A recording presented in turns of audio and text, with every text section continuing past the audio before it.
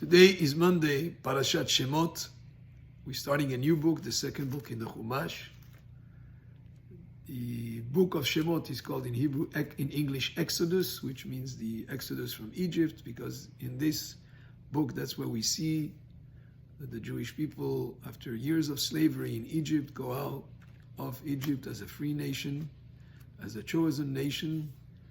And the book covers not only the slavery in Egypt and then the Exodus, but also the giving of the Torah on Har Sinai, and finally, and of course before, the parting of the Red Sea, giving of the Torah on Har Sinai, and finally the building of the Mishkan, the traveling sanctuary in the desert, and the Shekhinah, the divine presence resting in the Mishkan. But the whole book that really describes the odyssey of the forming of the Jewish nation and the receiving of the Torah is called Shemot. Shemot, which means names. The name is really the identity of the person. And not only is it the identity of the person, many times the name indicates a lot about the character or some of the aspects that have to do with the person. That's why sometimes if a person is very ill, they add a name to him to bring a kind of energy of healing to that person. And the names are so important that in passing the parashat tells us that the name of Yocheved and Miriam was Shifra and Pu'ah according to this portion in the Torah. It says here, Vayomer Melech Mitzrayim lamyaledot ha'ivriot, and the king of Egypt told the Myaledot ha'ivriot, the midwives, the Jewish midwives, Asher Shema Achad Shifra, one is named Shifra, the Shema Shenit Pu'ah, and the other one is called Pu'ah. Vayomer, and he tells them, Be'aletchen et ha'ivriot, when you go to help a Jewish woman to give birth, Iten ala uvnaim im ben huva, miten oto ve'im bati b'chaya. So if it's a boy, you can kill the boy, and if it's a girl, let her live. But Yirenna Yaledot et Elohim, and these midwives had fear from Hashem. Velo asu kasher diber alehem melech Mitzrayim. They didn't follow the orders of Mitzrayim, but techayena et ha'eladim, and all the boys, they left them they let them live, so to speak.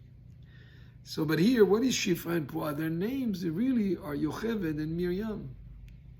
So, according to Chachamim, Paro wanted to change the names of these midwives of Yocheved and Miriam and gave them Egyptian names. Shifra and Pu'ah are actually Egyptian names.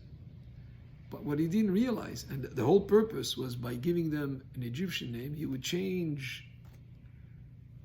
their sort of like disposition, their way of looking at things. They will become more impacted by the Egyptian name to cause harm to the boys who would be born.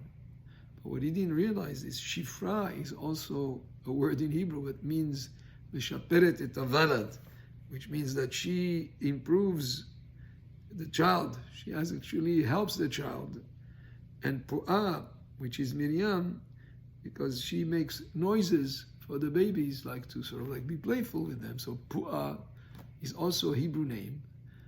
He didn't know that, but the whole purpose of changing the name from Yocheved to Miriam is also to give them an Egyptian identity and to have an impact on their persona.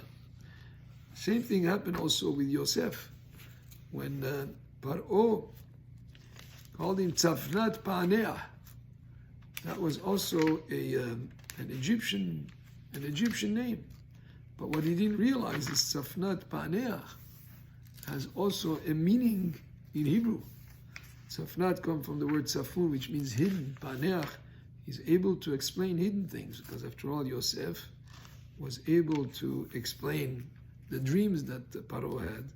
So while Paro wanted to give him an Egyptian identity by changing his name, actually it's Hebrew words that he gave them without knowing, because sometimes there are words that are in another language that still in Hebrew, even pronounced as in the foreign language, have meaning in the Hebrew. So like the Pasuk says, Vayikra Paro Shem Yosef Tzafnat Pa'nea. Paro gave him that name. Why would he give him that name? It's an Egyptian name without realizing that had also meaning in Hebrew, which was actually a very positive meaning and really described what Yosef was about. He was able to understand things that were hidden. He was able to explain dreams, etc. And from this we learn, of course, an important lesson in giving names, to realize that the name has a big impact on the personality of the person, and it represents, like in Hebrew, the word Shem, which means name, is the same word for Sham, which means there. So in a way, the name has represents some of the essence that is there in that person.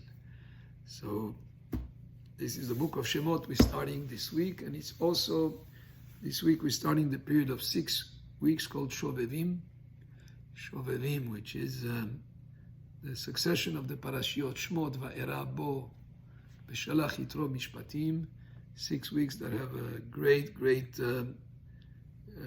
assistance, Mishamayim, and it's a propitious time to do teshuvah in things that have to do with Shmirat Alashon, with proper speech, morality, that type of thing, because this is the period also that Am Yisrael goes from the slavery and the dark, spiritual darkness of Egypt into the freedom and receiving the Torah. Baruch Adonai Le'olam, Amen ve'amen.